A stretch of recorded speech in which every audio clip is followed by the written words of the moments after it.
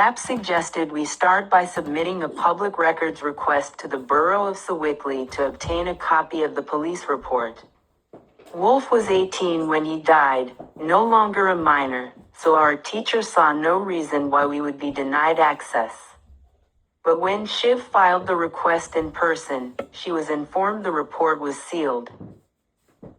The reason given, the case was still open.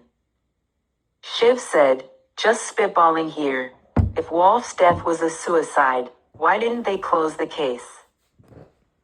Shiv and I debated the word overdose for a while. It was the word most people, including my mom, used to describe the way Wolf died. But overdose implied Wolf took too much of something, either accidentally or on purpose, and there was no evidence his death wasn't, as Monica Whiting called it, a poisoning, which in our minds implied someone else was involved. But these were just words. Everyone, including doctors and cops, used overdose to describe drug-related deaths, so we couldn't ascribe much meaning to it. We needed more facts. Shiv also came up empty when she contacted the Allegheny County Medical Examiner's Office for the autopsy report. It was available only to next of kin. So we couldn't get the primary source documents, not easily anyway. Shiv determined that the most efficient way to track down information would be to find someone involved with the case, a police detective or a local reporter who would talk to her. She had online access to the Pittsburgh Post-Gazette's digitized, searchable archives, which dated from the present back to the late 18th century. Dr. Zapp suggested she also make an appointment with a librarian at the Carnegie Library downtown, which housed archives of less prominent publications. I don't know if he really thought she'd find something or he just liked the idea of her having the experience of scrolling through microfilm on one of those old machines.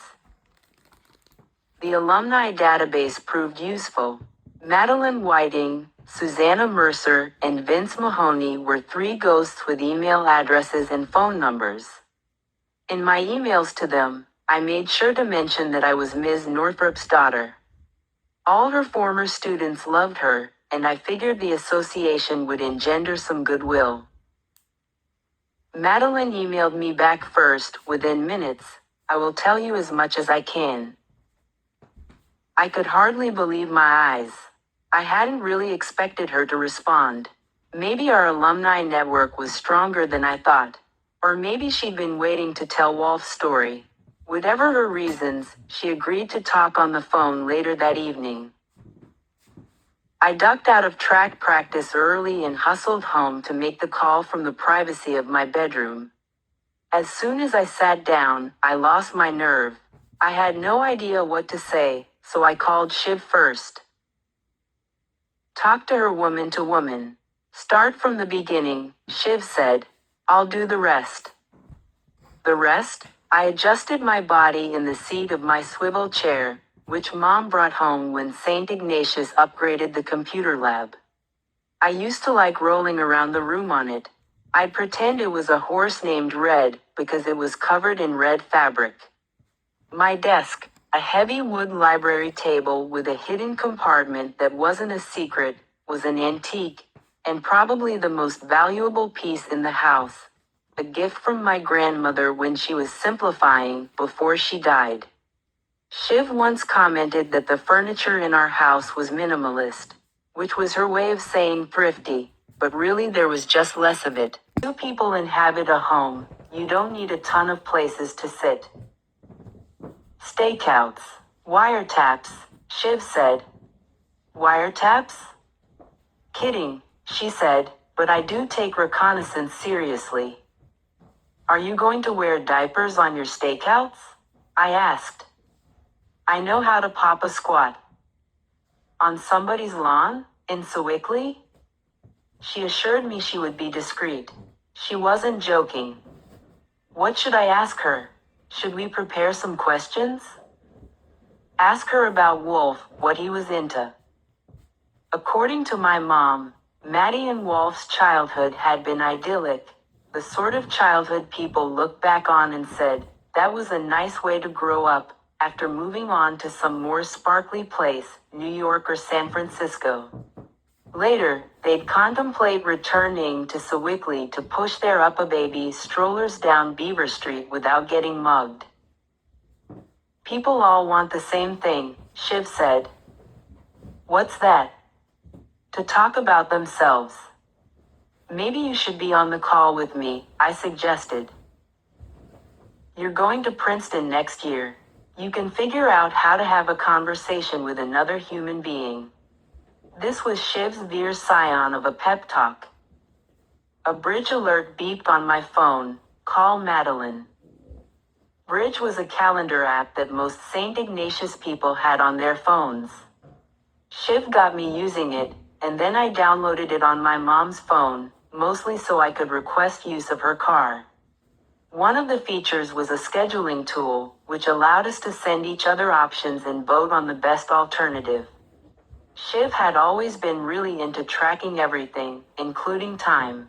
Even before we had phones, she kept lists first with pen and paper, tallying by fives, then on a Excel spreadsheet. Shiv was an early adopter of Excel, and by early, I mean early for her. By 12, she was a wizard. She could have been making sophisticated financial models, but instead she was tracking banal life experiences, how many people she interacted with on a given day, the length of the interactions, the quality. When she discovered Bridge, she put everything into the app, including sleep.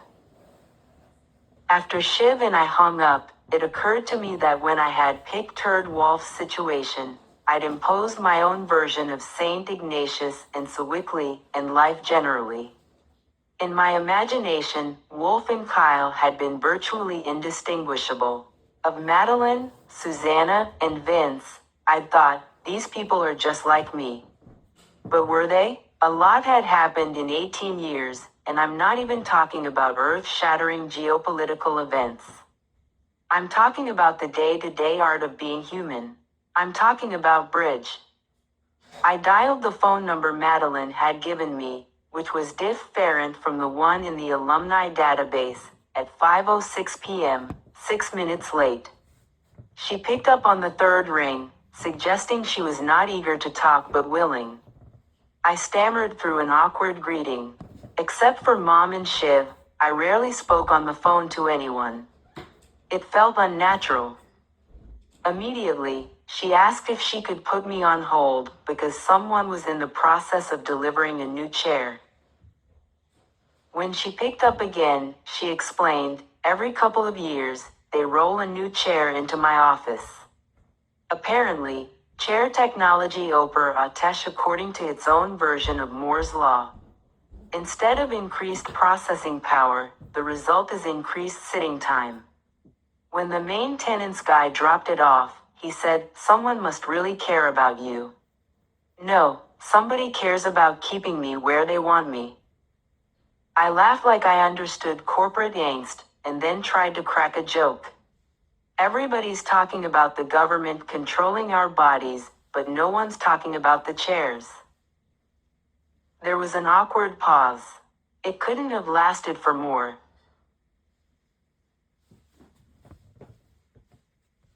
A few seconds. I thought it was nothing, a reaction to my dumb joke, exaggerated by a weak connection. But it was more than that. It was Maddie thinking about something she knew. The one thing she couldn't tell me because it was a secret she'd promised to keep. I didn't know that then, though, so I hurried to fill the silence. Thank you for agreeing to talk to me. I have so many questions for you. Are you still there? I'm here, Maddie said. I've been here all along. I know talking about Wolf might be difficult, I said. You can ask me anything, she said. But before I could, she started talking. I always thought his death had something to do with hockey. People were so crazy about hockey. I channeled Shiv. Maybe you can start at the beginning? And she did. Not the very beginning, but what she perceived as the beginning of the end for Wolf, which was when hockey morphed from just a game to a ticket to an alluring future. As I would soon learn, it's the journalist's responsibility to figure out the beginning of the story in order to understand the end. Madeline Whiting's version began in junior high. I listened. I took notes. When she said she had to go, something about work, I realized the sun hung low on the horizon. We'd been talking for over 2 hours. Before saying goodbye, we agreed to talk again on Sunday. She instructed me to call her work phone again, because corporate law does not abide the weekend. She had so much to tell me. About Wolf, about St. Ignatius. I wanted to know everything. I thanked her profusely. She thanked me in equal measure. Then she made a simple request. She would tell me everything I wanted to know, but I had to promise to leave her vulnerable mother alone. I recalled the first lesson of community journalism. Never exploit somebody's pain for the sake of a story. Santar. I understood. I told Maddie, absolutely. Monica Whiting was off limits. Shiv had suggested I secretly record the call, but that seemed shady and maybe illegal. So I had only my chicken scratch notes to fill in the details I didn't remember. I worried, in particular, that I might not accurately recount details that might seem insignificant but would later prove important.